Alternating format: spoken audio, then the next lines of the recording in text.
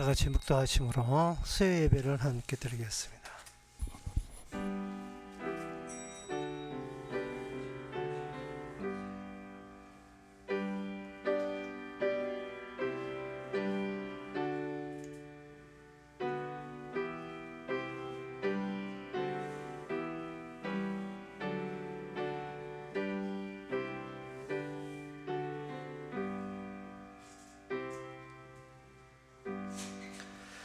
나의 행보를 주의 말씀에 굳게 세우시고 아무 제약이 나를 주장치 못하게 하소서. 사람의 압박에서 나를 구속하소서. 그리하시면 내가 주의 법도를 지키리다. 하나님의 죄악이나 사람의 압박에 굴하지 않고 언제 어디서나 주의 말씀을 바라볼 수 있는 저희들 되게 하옵소서. 예수님 이름으로 기도합나이다. 아멘. 찬송가 317장 합시다.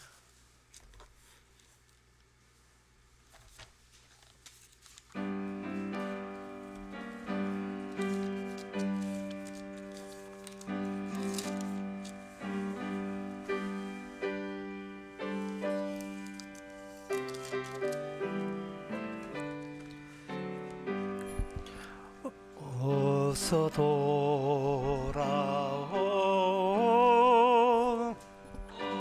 돌아마노 지은 죄가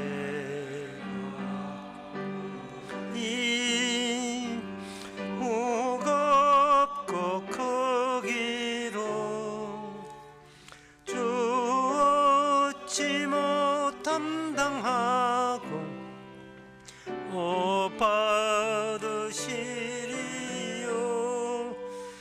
우리 주의 넓은 가슴은 하늘보다 넓고 넓어.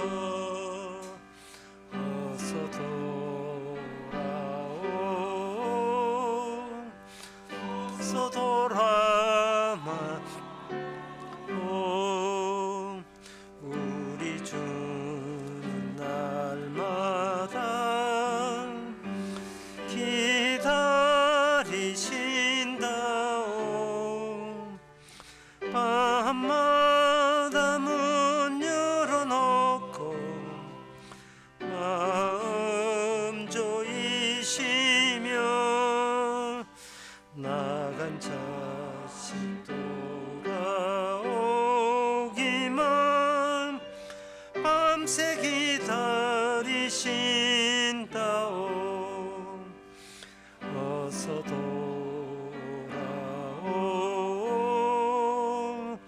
어서 돌아마노. 죄짓마자 아파도 주님의 손으로 때리시고 만져 위로해 주시는 우리 주의 품으로 어서 돌아오 어서. 이 시간 우리 한 마음으로 기도합시다. 기도 제목은 모든 게 하나님의 선물입니다.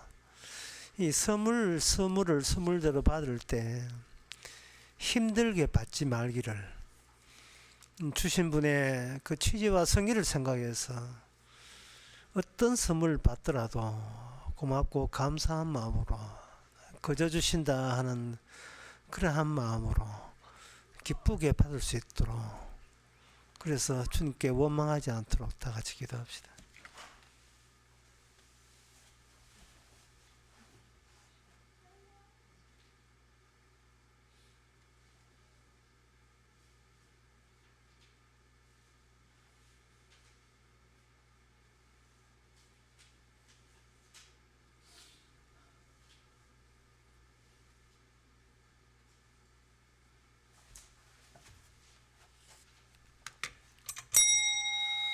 하나님 아버지, 눈 내리고 비 오고 우리의 목숨까지, 우리의 사는 형편, 평생의 모든 일대기조차 주의 거저 주신 선물 아닌 게 하나도 없었는데 우리는 그 선물을 선물로 여기지 못하고 불평과 원망으로 일관하지는 않은지요.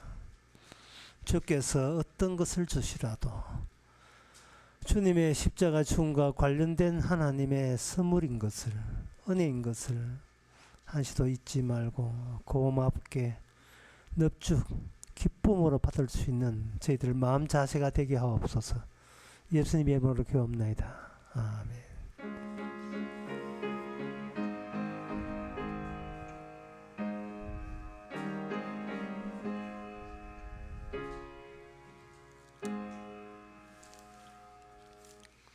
하나님의 말씀 봅시다. 열왕기상 4장 29절에서 34절까지입니다.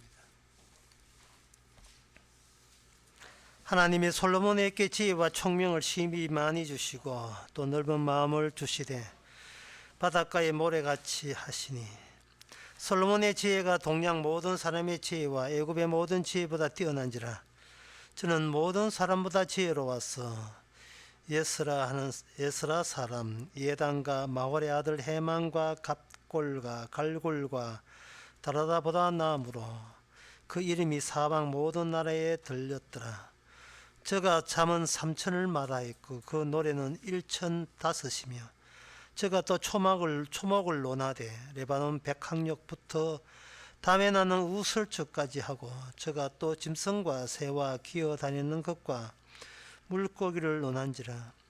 모든 민족 중에서 솔로몬의 지혜의 소문이 들은 천하 모든 왕 중에서 그 지혜를 들으러 왔더라. 아멘. 솔로몬이 알고 있는 것, 받은 것은 하나님이 솔로몬에게 주신 총명이었습니다. 지혜였습니다. 근데 그 솔로몬이 이런 것을 받을 만한 위인이냐? 그것은 솔로몬의 그 자리가 아버지 다윗에게 약속하신 하나님의 언약, 다윗 언약이 있는 그 자리입니다. 나중에 그 자리는 결국 하나님이 그 자리를 담당하게 될 것입니다. 그래서 솔로몬이 알고 있는 지혜는 장차 그 자리를 접수하실 하나님 자신의 지혜를 미리 솔로몬을 통해서 발산했다, 또는 그 시대에 적합하게 드러냈다, 이렇게 보시면 되는 겁니다. 하나님의 지혜입니다. 이것은 인간의 지혜를 초과하는 거죠. 그래서 오늘 본문에서 뛰어난 솔로몬의 지혜가 성을 강조하기 위해서 솔로몬 말고 다른 사람을 같이 거론한 경우를 31절에 나옵니다. 저는 모든 사람보다 지혜로워서 라고 하고, 그 모든 사람을 일단 대표해서 거기에 에스라 사람 예단과 마홀의 아들 헤만, 그리고 갈골과 다르다보다 낫다, 그렇게 되어 있어요. 여기에 예단과 헤만이라는 사람이 여기에 속해져 있는데요, 이 사람의 위치는 어느 위치냐 하면 다윗의 신하였습니다. 유다 사람인데 다윗 시대에 하나님께서 레위 지파를 자기의 최측근으로 두고, 그 제사장들이죠. 그 다음에 그 위에 이제 다윗의 왕 자리가 그 위에 앉아 있습니다. 그리고 그 레위 지파 사람들로 하여금 이스라엘 중에서 지혜롭고 똑똑한 사람을 선별하여서 그 지혜와 총명함으로 다윗 왕국에 보탬이 되도록 하는 거예요. 다윗 왕국에 보탬이 된다는 말은 다윗이 언약적으로 하나님의 주신 언약으로 백성들을 통치할 때 그것은 백성들에게 하나님의 지혜가 전달되는 중간 경로에 그들이 도움되는 인물이라고 그런 사람들을 택해 가지고 그 자리에다가 꽂아 넣은 겁니다.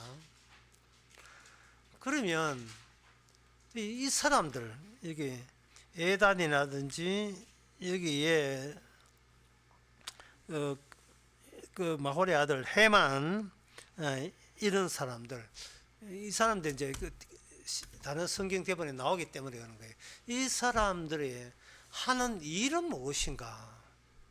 그들이 무슨 일을 했기에 다윗의 언약적 통치에 기여할 수 있는 인물로 그렇게 성경에 나타나는가? 도대체 그들은 하는 일은 무엇인가? 그들은 지혜와 총기에 있어서 유별나게 상당하게 똑똑했어요. 지혜와 총기가 유별나게 똑똑했다. 그러니까 같은 인간이지만 다른 인간들보다 뛰어났다.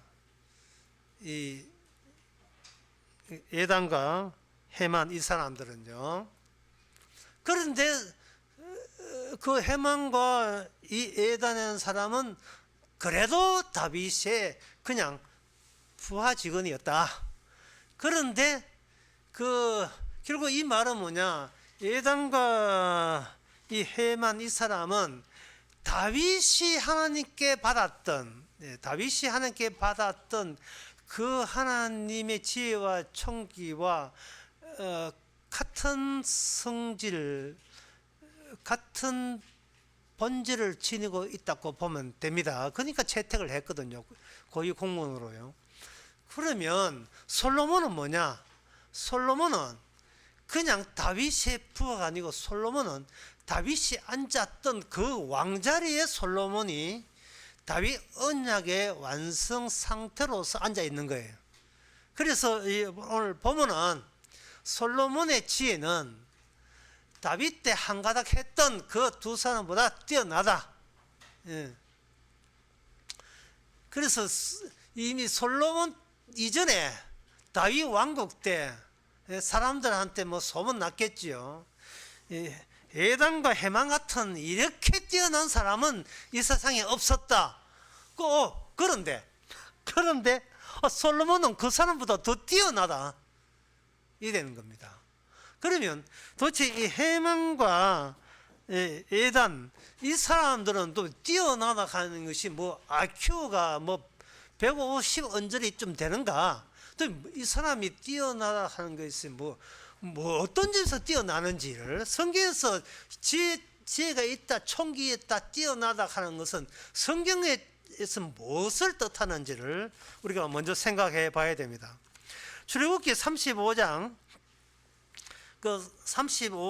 30절부터 보게 되면 성전을 만드는데 하나님께서 유다 지파 훌의 손자 우리의 아들 브살렐을 지명하여 부르시고 하나님의 신을 그에게 충만함과 지혜와 총명과 지식으로 여러 가지 일을 하게 하시되 공교한 일을 연구하여 금과 은으로 일하게 하셔서 보석을 깎아 물리며, 이거는 이 브살렐과 오홀리압 이 두 사람이 하나님의 지혜와 총명이 있는데 이 사람의 그 재주는 어디에 소용되느냐 하면, 이게 필요하냐 하면 하나님의 성전 기구를 만드는데, 하나님의 기구를 제작하는 데 있어서 뛰어났을 때에 하나님 보시기에 이것은 인간의 재주를 능가하는 초과하는 능력이 아니면 하나님의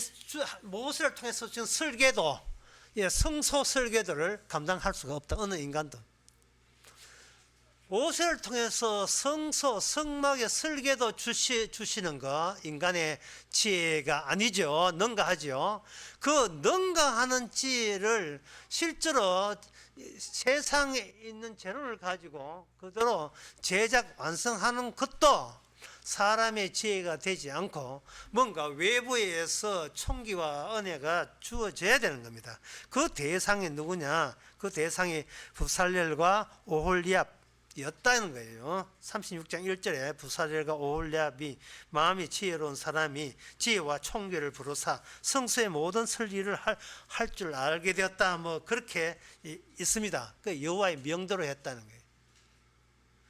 그러니까 사람은 있는데 하나님께서 그에게 지혜를 총계를 줬다. 그러면 부살렐과 오홀리압은 AI네. 하나님이 자기의 지혜를 담아가지고 그런 지혜대로 그냥 움직였을 뿐이에요. 움직였을 뿐이지만 그 부살렐과 오홀리압이 하나님의 신이 임했다, 성신이 임했다. 그게 어딘데요? 그게 인간으로서는 이거는 초과적인 영광 아닙니까? 이런 게 바로 성경을 보면서 성령 받은 사람의 눈에 띄는 거예요. 성령 받은 사람의 특징은 뭐냐?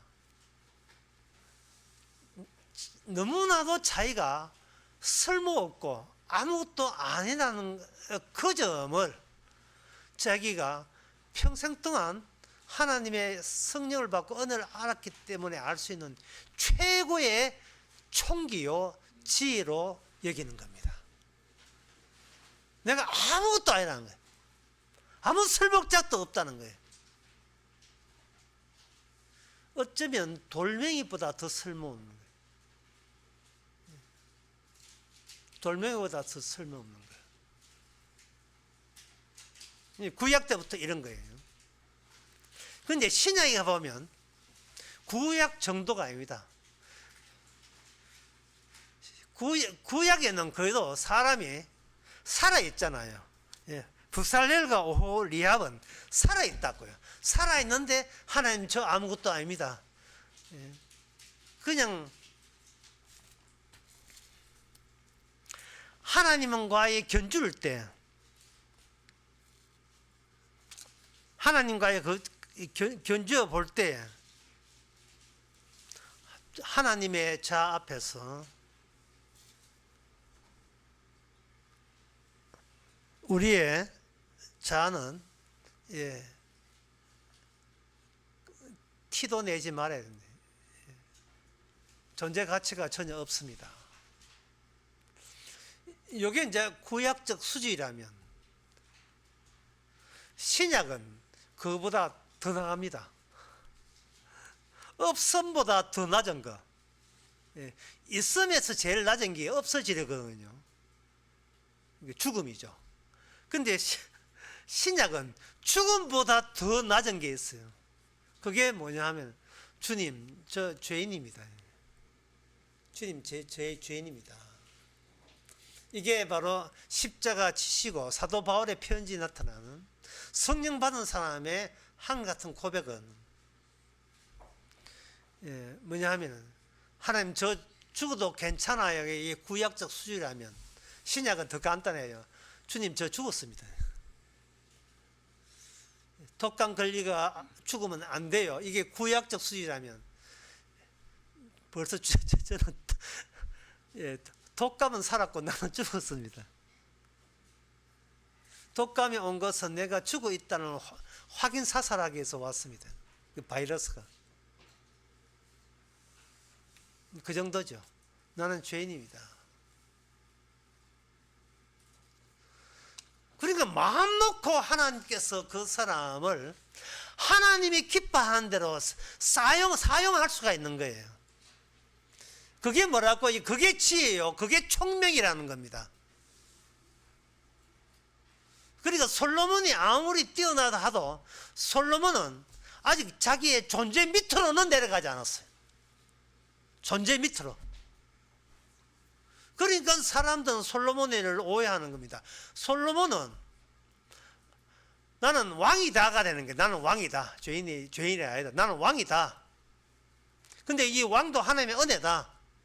뭐 이 정도까지. 그리고 하나님의 은혜를 주셨다. 지혜를 주셨다.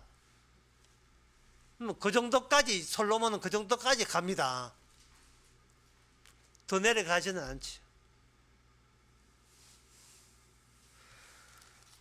하나님께서 신약의 최종적인 신약의 마지막 지혜, 궁극적인 지혜에 도달하기 위해서 중간 기착지로 솔로몬의 지혜를 하나님께서는 솔로몬을 사용해서 인간을 해서 나올 수 없는 최고의, 그 당시에 최고의 지혜를 솔로몬에게 주었습니다. 그때 솔로몬은 지혜를 소지하고 있었던 거예요.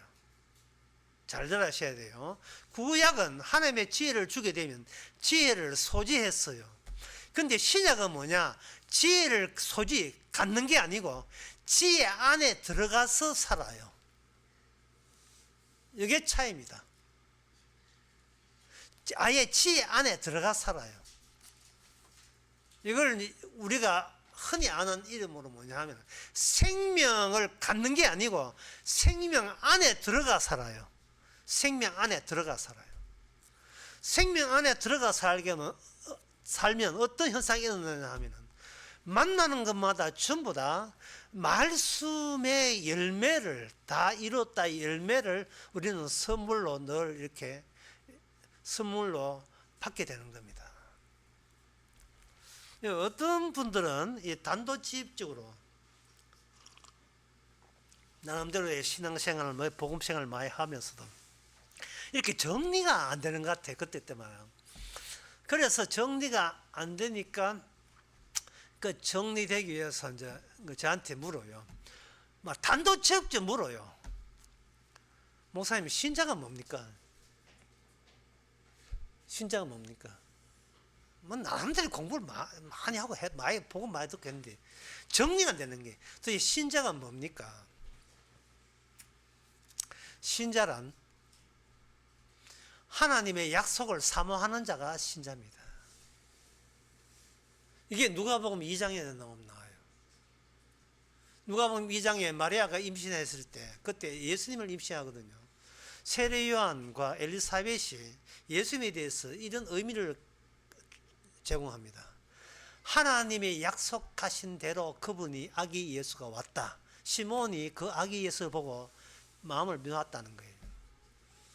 그러니까 신자가 뭐냐 하면은 자기의 건강 문제, 그걸 사모하지 않아요. 자기의 노후, 여유로운 노후, 그거 사모하지 않습니다. 다박하고 행복한, 화목한 가정생활, 이거 생각하지 않습니다. 넉넉한 재산 굴리기, 이런 게 신자의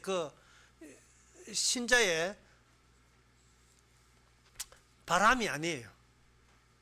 희망이 아니에요. 특히 모든 인간들은, 신자가 아닌 사람의 모든 인간은 바라는 것은 뭐냐? 남한테 인정받는 인생, 나라는 인생이 남한테 그럴싸하게 인정받기를 원하는 거예요. 그걸 사모해요. 그것도 신자가 아닙니다. 그러니까 저한테 신자가 뭡니까? 묻는 사람은 막 그 자기 마음속에 이거는 아니다 싶지만 자꾸 그런 게 자꾸 차고 올라오는 거예요. 남한테 인정도 받고 싶고, 노후 대책도 든든하고 싶고, 가정도 화목하고, 몸도 안 아프고, 또 가족들도 안 아픈 사람 없고, 이런 걸 자기의 장래에 대해서도 이렇게 뭔가 뚜렷한 계획이 서는 거, 이런 것들이 자꾸 들끓으니까 이게 정리가 안 되는 거예요. 그러면 이것도 아니고 저것도 아닌 건 아는데 이것도 아니고 저것도 아니라 도대체 뭐냐? 도대체 뭐를 사모해야 되는가? 그게 바로 하나님의 약속을 사모하는 자가 신자예요. 하나님의 언약.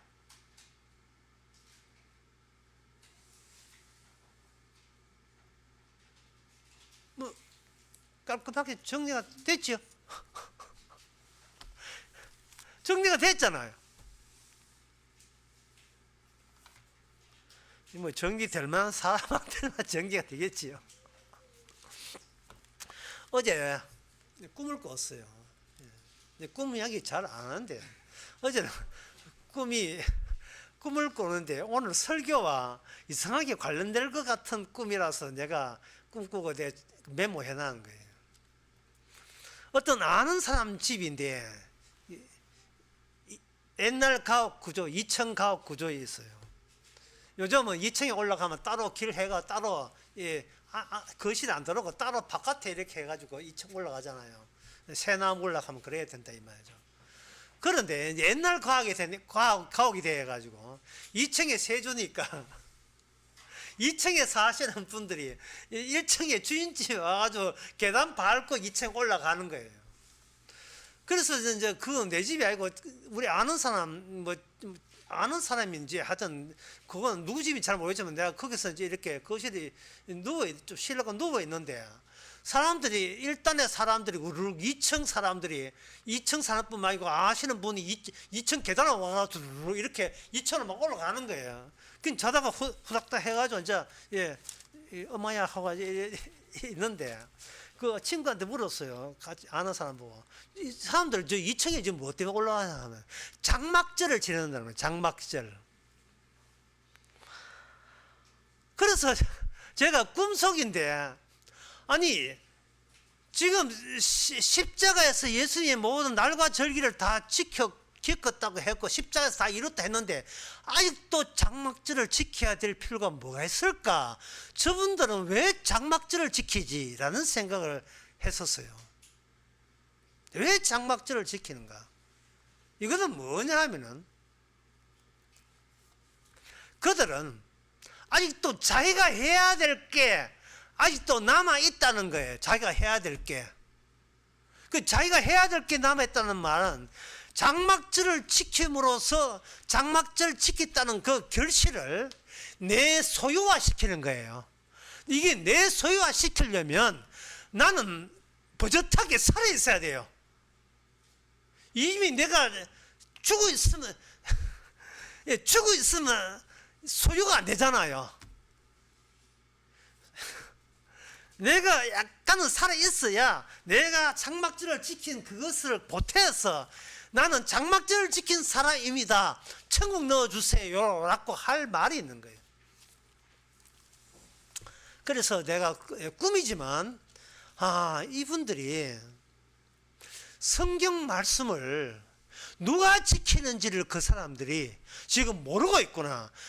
성경 말씀은 살아있는 분이 지키지 이미 죽은 자는 지킬 수가 없습니다.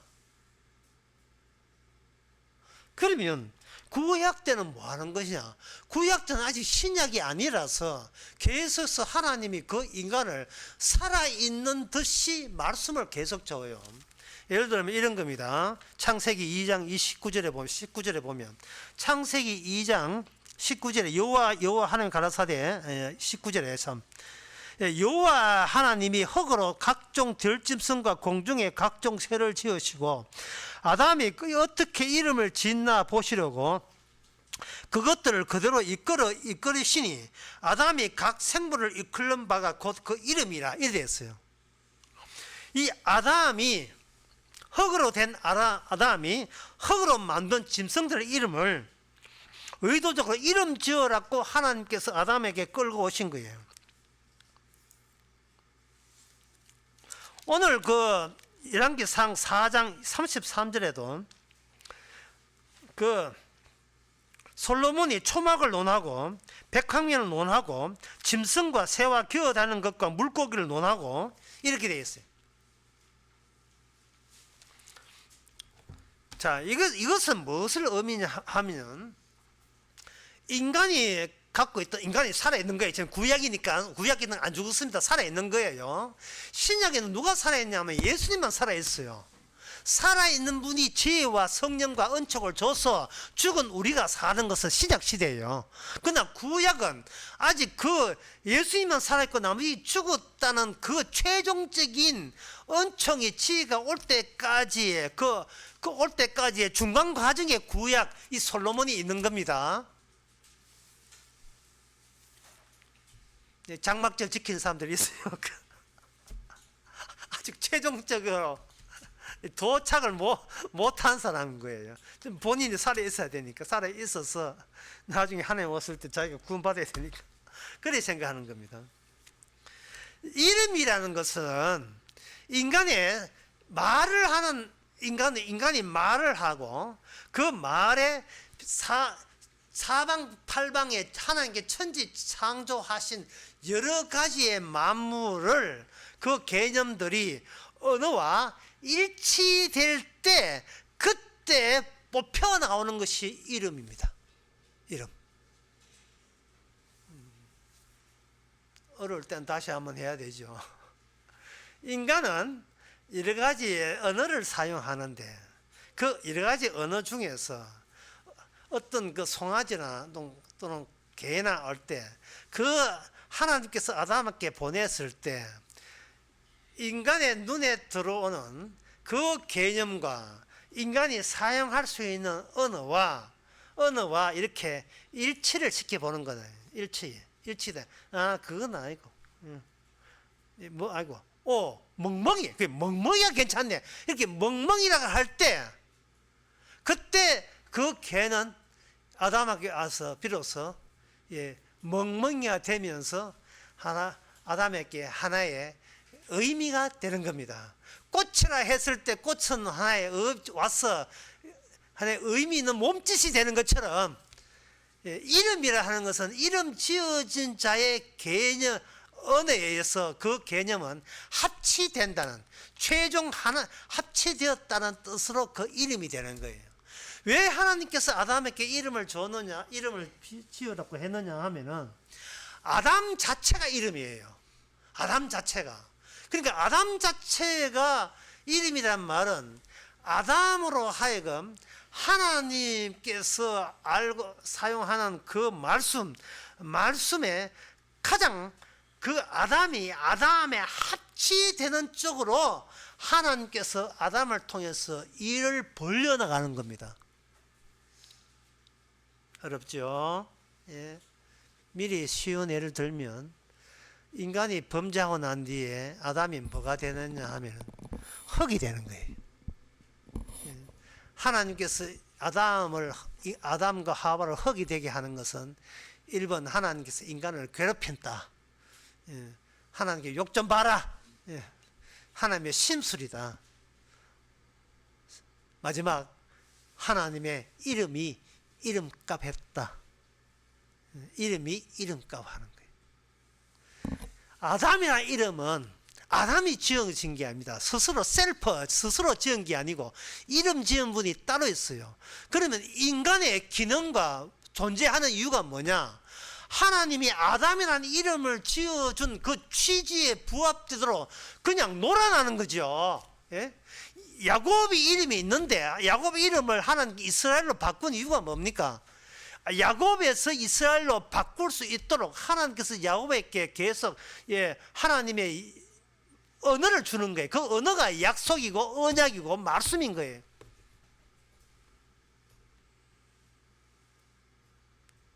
그런데 그 하나님의 최종적인 하나님의 뜻에 합치되는, 이젠 더 이상 미끄러지지 않고 최종 합치되는 이름이 있어요. 그게 뭐냐면 사도행전 4장 12절에 다른 이름으로 구원받을 이름을 주신 적이 없다는 거예요.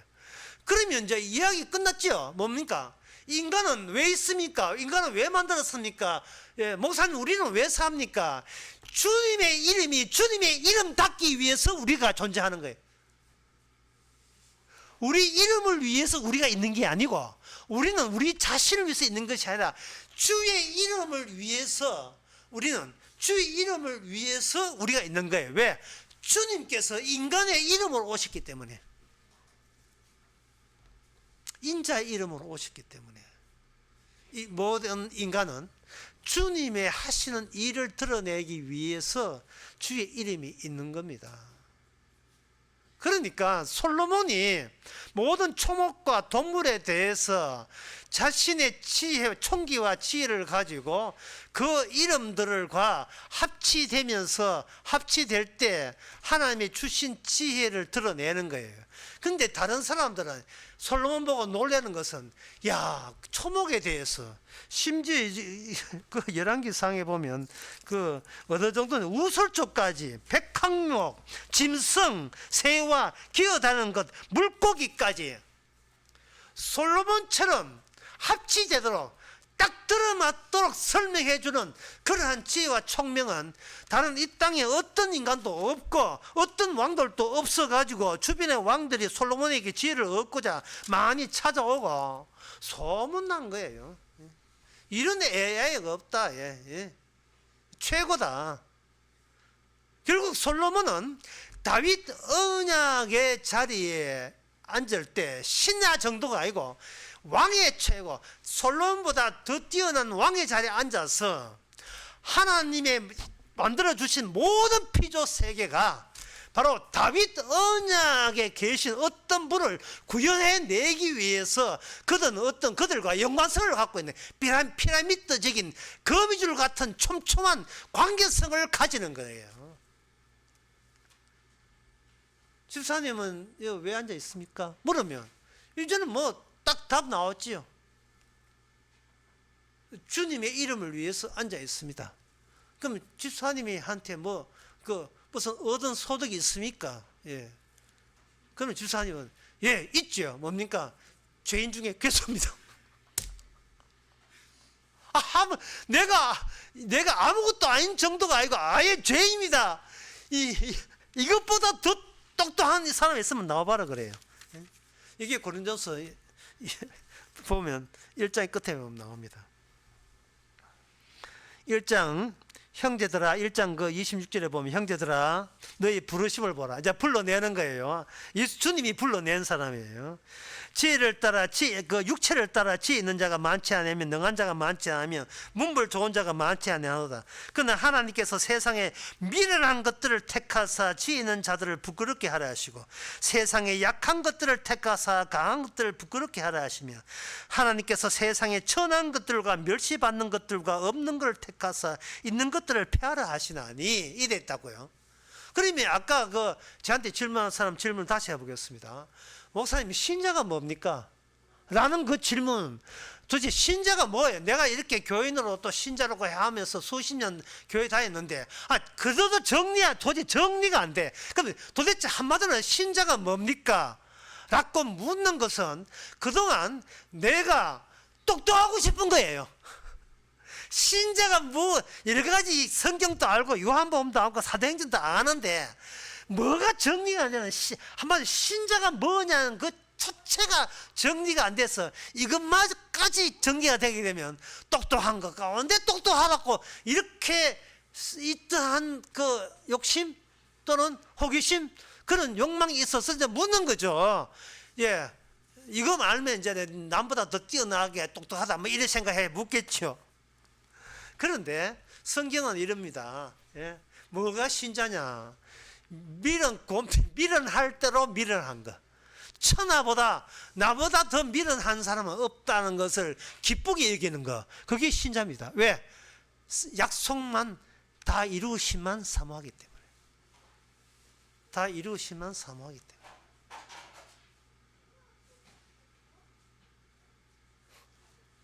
이게 견줄 수 없는 지혜예요. 인간이 알고 있는 그 지혜와 능력을 초과하는 도저히 사람으로 할 수 없는 하나님이 주셔야 가능한 지혜 소지자가 아니라 구약은 소지자죠. 신약에는 그 안에 그 하나님이 주신 그 지혜 안에 사는 사람, 부살렐과 오홀립과 같은 사람. 하나님께서 하나님이 계시는 성전 짓기 위해서 이 지혜를 줬다면 오늘 우리 성도가 신자가 곧 하나님의 성전입니다. 성전이 성전 값을 하려면 성전에 합당한 지혜와 총기 속에 놓여 있는 사람이어야 되죠. 그 성도는 오직 주의 이름만 사모하는 사람이에요. 주의 이름은 주께서 다 하셨다는 거예요. 내게 일어난 모든 일은 내한테 쏠리면 안 되고 내 영광이 오면 안 되고 주의 이름의 영광으로 다 이렇게 쏟아져야 그게 하나님의 지혜 완성이라는 것이 예수님의 자리에서만 아는 지혜다 이 말이죠. 그런데 오늘 본문은 다윗 자리에 앉아있는 솔로몬은 이 정도밖에 안 돼요. 이 정도 해도 보통 똑똑한 게 아니죠. 똑똑한 게 아닙니다. 자, 그러면 약간 구체적으로 다시 열왕기상 4장에 와서 여기에 예단과 해만은 도대체 이 사람들이 무슨 일을 한 사람이냐? 그 사람은 그 똑똑하다는 게 그것이 어디에 나오냐 하면은 바로 시편 88편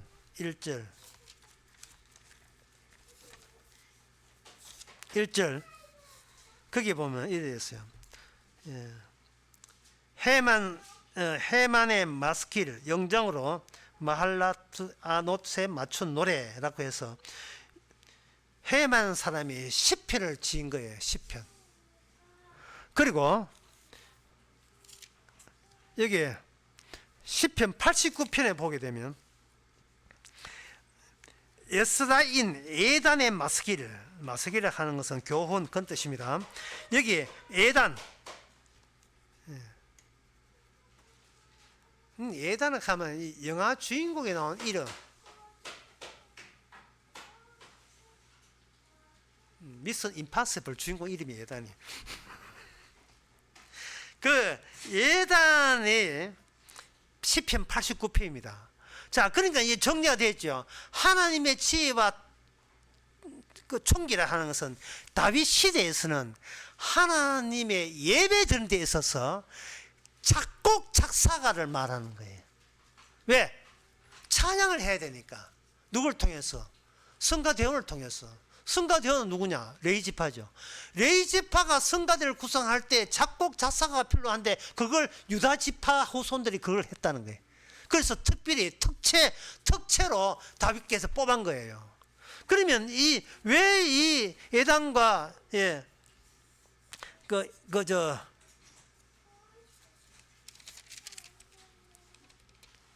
해만, 예단과 해만의 이러한 총기와 어떻게 다윗은 이 총기를 어떻게 알고 그렇게 했는가?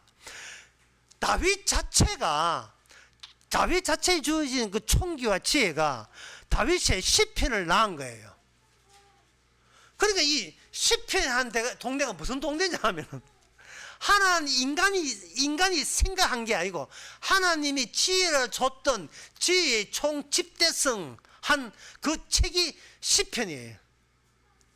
하나님에 의해서 인간에서는 도저히 나올 수 없는 지혜와 총기. 하지만 인간에게 안 나왔다 해서 이 세상에 존재하지 않는 것이 아니고 인간에게는 안 나왔지만 하나님이 계셨기 때문에 비로소 하나님이 나 여기 있다 하고 주신 하나님의 지혜의 그 모아놓은 전집, 그게 바로 시편이에요. 그 시편에 누구 작곡과 누가 작사가 제일 많은가? 다윗이죠. 다윗이 제일 많아요. 그러면 그 중에서 하나만 보겠습니다. 시편 다윗 전 시편 39편 5절에 보면 이런 말씀 나옵니다. 다윗의 시 해놓고 주께서 나의 날을 손넓이만큼 되게 하시며 나의 일생이 주님 앞에서 없는 것 같사오니. 다윗이 하나님으로부터 지혜와 총기를 받았기 때문에 내놓는 지혜와 총기가 뭐냐? 하나님 저 없습니다. 이게 사람들 앞에서는 내가 존재하는데 하나님 앞에서는 저 존재 없습니다. 없는 존재와 같습니다. 라는 고백을 다윗은 내놓는 거예요. 그러니까 그 다윗에 의해서 특채받았던 이 두 사람은 똑같은 그 다윗과 같은 똑같은 사고방식을 시편을 통해서 그게 들어오게 되는 겁니다. 시편을 통해서. 시편은 그 하나님의 계신 만드는 데 있어서 그들의 인간의 지혜가 아니라 하나님이 특별하게 넘겨준 지혜가 다시 하나님께로 거두어지면서 만들어진 계시의 책이 지혜다 이 말이죠. 그리고 오늘 본문에 보면 여기 그 32절에 솔로몬은 저가 잠언 3천을 말했다 했잖아요. 그러니까 솔로몬은 그러한 다윗의 신하 정도가 아니고 왕의 자리니까 네 시편 몇 개 들어가서 좀 몇 개 모은다는데요. 솔로몬 나 3천 개야. 그 삼천계 중에서 더했던 지혜 중에서 추려서 나온 책이 잠언이. 잠언. 솔로몬, 이거는 하나님의 지혜죠. 자, 하나님의 지혜의 뜻은 뭐냐? 하나의 예언이 돼. 그 말씀한 대로 마지막에 주님이, 하나님이 직접 왔을 때 하나님이 인간에게 넘겨준 지혜에 따라서 하나님이 스스로 자기의 업무를 완성시키는 그러한 일꾼들을 미리 앞에다가 두신 거예요.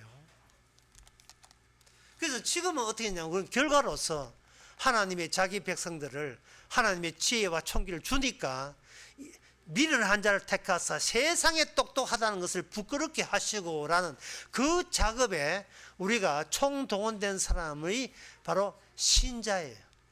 박신자만 신자예요. 그 농구선수고 신자, 성도는 바로 그런 사람입니다. 그래서 그러면 우리 오늘날 솔로몬도 초목을 하는데 우리가 오늘 신약 시대니까 뭐 솔로몬 정도보다 더 뛰어나지 않느냐? 우리도 초목을 합니까? 알지요. 왜 초목이 있습니까? 예, 성경에 보면 나오잖아요. 초목은 모든 초목은 해와 달과 별은 다 사그라지고 썩어 문드러지게 있는 것이다. 그러면 인간은 흙이 되기 위해서 있는 것이다. 왜요? 죄 짓기 때문에. 이보다 더 뛰어난 박사 있으면 나와버려요. 문학상, 노벨상 받아요. 노벨상. 퀴리 부인은 그 가정에 노벨상 6개예요. 퀴리 부인 자체가 방사능 쪼여가지고 66세에 죽었죠. 그 큰 딸을 59에 죽었는가 그렇고, 남편은 이제 사고로 마차에 끼어서 죽고, 그래서 만든 게 방사능 폴리룸과 라도뇰을 발견해가지고 그 부부가 키리 부인은 노벨상 2개나 받았어요. 물리학상과 화학상과. 세상은 그걸 뭐라 합니까? 그걸 지혜를 하지 않아요. 세상은 그걸 지식이라고 하죠. 지식. 지혜로운 지식. 그러나 하나님께서는 미련한 걸 택해서 그 지혜를 부끄럽게 하는 거예요. 그거 노벨상 받아봤자, 상금 15억 받아봤자 같이 썩어 나가는 거예요.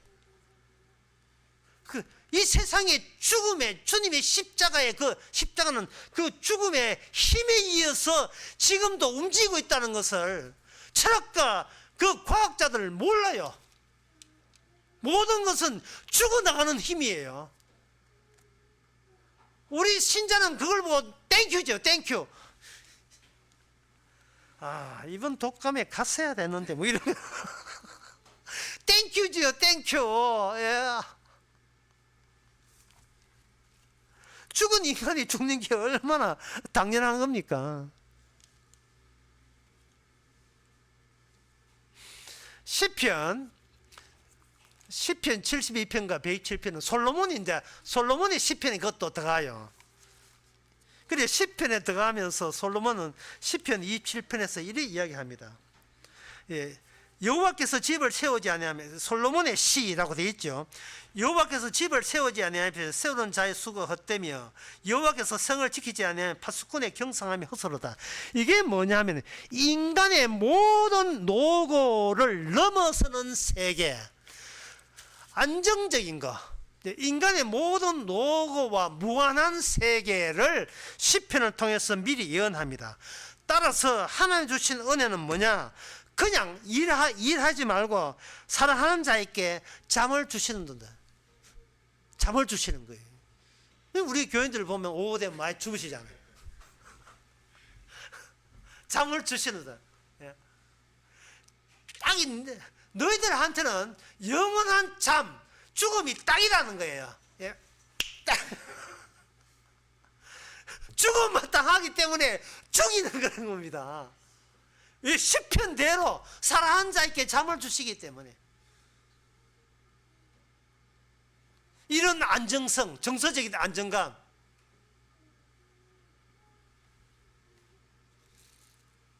이게 인간의 지혜에서 나오는 게 아닙니다. 마귀는 안 죽으려고 해요. 마귀는 인간을 자꾸 안 죽으려고 해요. 그러나 신약의 성도는 지혜 있고 십자가 지혜를 아는 사람은 이미 죽었는데 주께서 살아계신 주님이 우리를 주의 이름을 위해서 내 이름을 다루고 있는 그 매 순간을 우리가 지금 보내고 있는 중입니다. 기도하겠습니다. 하나님 아버지, 주의 은혜를 뭘로 감사해야 될지요. 하나님이 지혜 다 주셨는데, 하나님께 은혜 다 주셨는데 또 뭐 달라고 하나님께 원망하고 짜증을 부르는지, 오늘이라도 죽을 수 있는 이 사랑을 이 세상에 어떤 사랑보다 더 큰 사랑을 여기고 죽었다가 살아나신 분이 우리와 함께 있음을 마음껏 증거하는 저희들 남은 생애가 되게 하옵소서. 예수님의 이름으로 기도합나이다. 아멘. 찬송가 346장 합시다.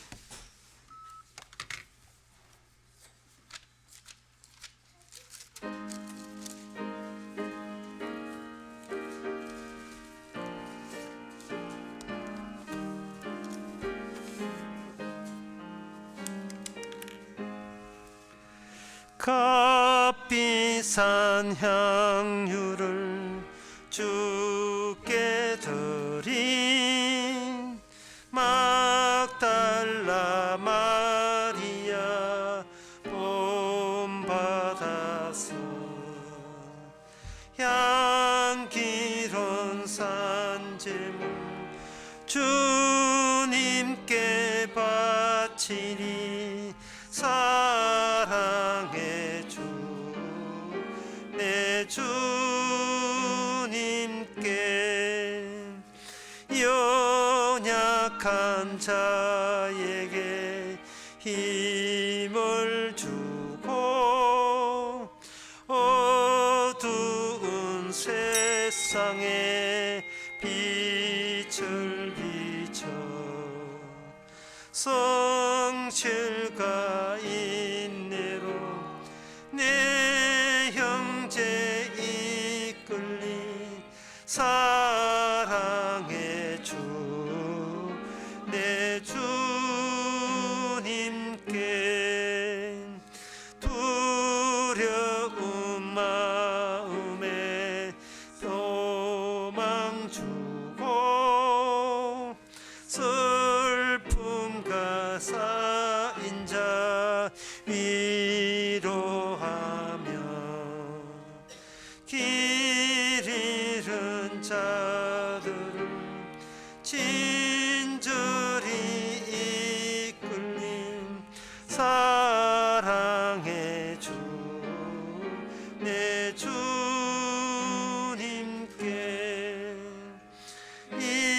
인생의 영혼이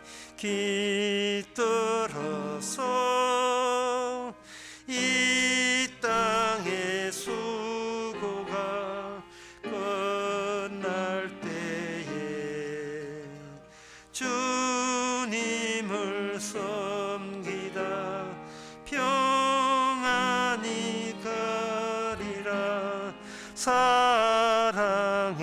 주 내 주님께